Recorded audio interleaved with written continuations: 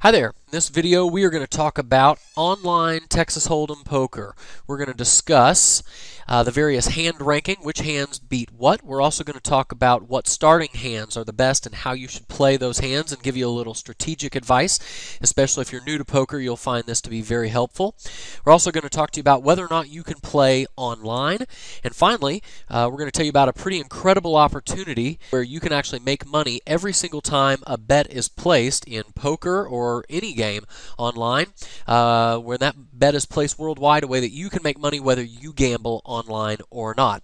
But let's go ahead and get started with the various hands in poker. What you're seeing online right now, the lowest hand down below is high card, and that is the weakest hand, all the way up to a royal flush at the top, which is the strongest hand. So a royal flush is going to be a ace through 10, all of the same suit. And the odds that somebody is going to beat you with any one of these three hands is pretty slim to none. So if you come in and you got four of a kind, you can probably go to the bank with that. The odds that in the same hand somebody's going to have a straight flush or a royal flush and beat your four of a kind, it's not impossible, but your odds are pretty good that if you have one of those three, that you've got the winning hand. Unless you're playing with wild cards, of course.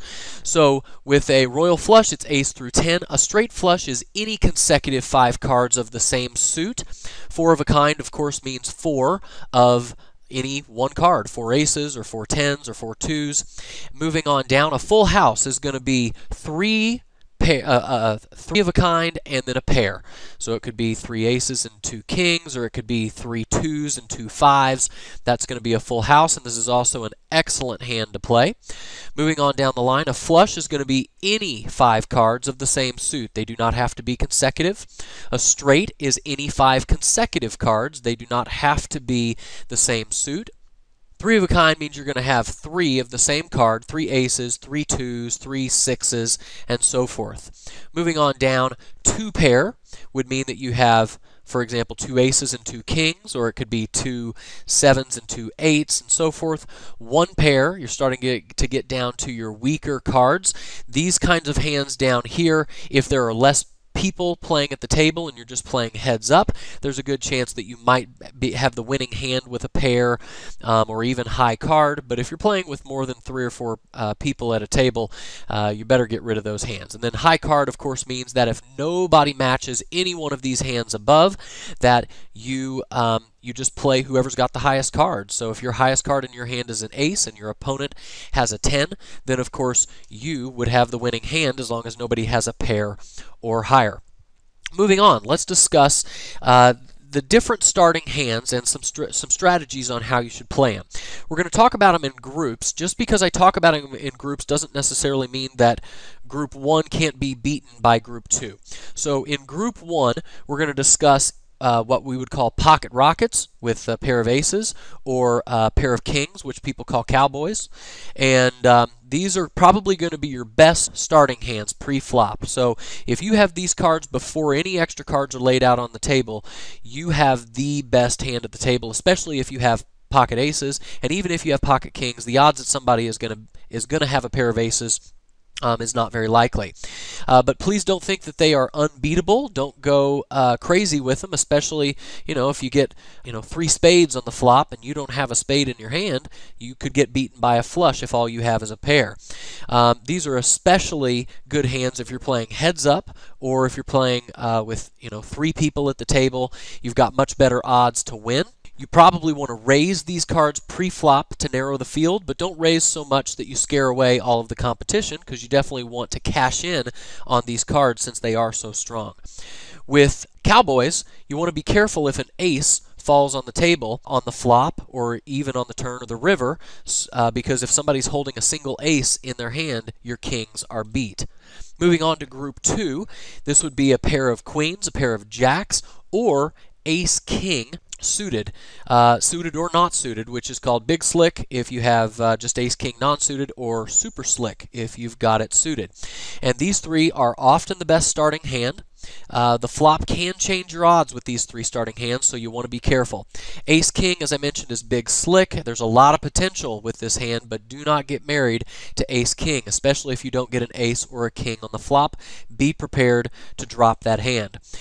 These are great hands to go all in with, especially if you're short stacked or if it's late in a tournament. You can push all in, and your odds of beating someone heads up in this type of situation are pretty good. Moving on to group 3, pair of tens or any other high cards, ace-king, ace-queen, ace-jack, king-queen. You can make straights with these hands.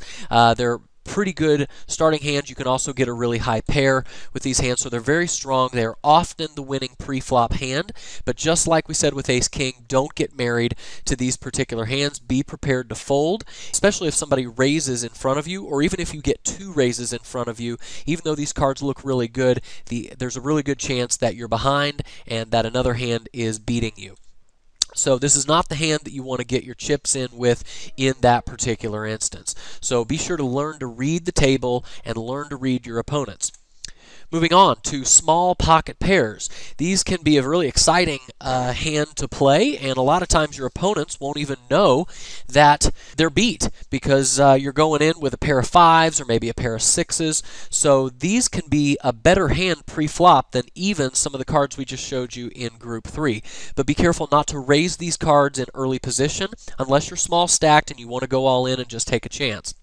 Also, be prepared to fold these cards if you don't match a card on the flop, and especially if there's a lot of over cards on the flop, the odds are that somebody is probably paired up and that you're beat. If you happen to make a set, or what we would call trips, on the flop, so if you've got a pair of 5s and a 5 shows up on the flop, this is an incredibly great hand to trap your opponent who's playing a high pair from group 1 or group 2. So don't go crazy if you flop it. You don't want to scare them away too early. Odds are you have a good chance of beating them. Just learn to read the table and learn to read your opponents. Moving on to suited cards. A lot of rookies will play these cards, and you'll hear them say, you know, I played them because I had suited cards. But the pros can make this look really easy, like they get flushes all the time. These can be a good set of cards to have in a late position with little or no raise before you. But I wouldn't get married to these cards if you have a large commitment to get in late, and I certainly wouldn't raise with these cards early in an early position, because your odds of flopping a flush are only 1 out of 118, which is less than 1%, and you're only going to make a flush on the river 6.5% of the time with these cards. So don't fall into the trap of playing just any 2 cards just because they're suited. That is a rookie mistake. Finally, let's talk about ace junk. When we talk about ace junk, essentially ace, which is 6 through 9, is considered ace junk because you can't use both whole cards to make a straight. Although it is better than ace 2 through 5 pre-flop. But with ace 2 through 5 pre-flop, you could actually make a straight on the flop with both whole cards, because if you have ace 2 and a 3, 4, 5 shows up on the flop, you could make a straight and beat your opponents with that. The other problem is with the kicker, right? If you've got ace 8 and an ace shows up on the board, you've got a tough dilemma on how you play it, because if your opponent is holding ace 9, 10, jack, queen, or king, you are behind because your opponent would be playing a higher kicker. So if an ace does come up with this hand, don't call a large bet. You're better off making the bet first and then seeing if your opponent raises and then reading your opponent's bet. So in that case, be prepared to fold if your opponent calls, or if they raise you, there's a good chance that you are beat. So finally, I told you we were going to talk a little bit about Texas Hold'em online.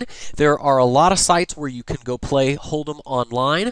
As of the recording of this video, it is not yet legal to play in the United States, although online gaming has been legalized in 3 states so far, and there is legislation in the Senate that looks very probable that online gaming will be offered throughout the entire United States very soon. And when this happens, online gaming is already a massive global market. It's a $45 billion market already, and it's expected to triple to about $150 billion a year by 2015. So this is going to create a very unique opportunity for a lot of people who are anticipating that this change is coming.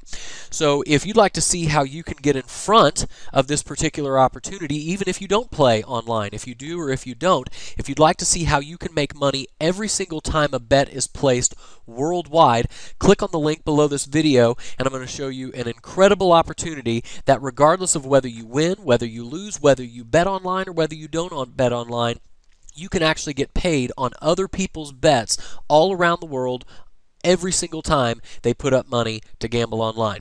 We'll look forward to talking to you next time. Thanks for watching. Bye.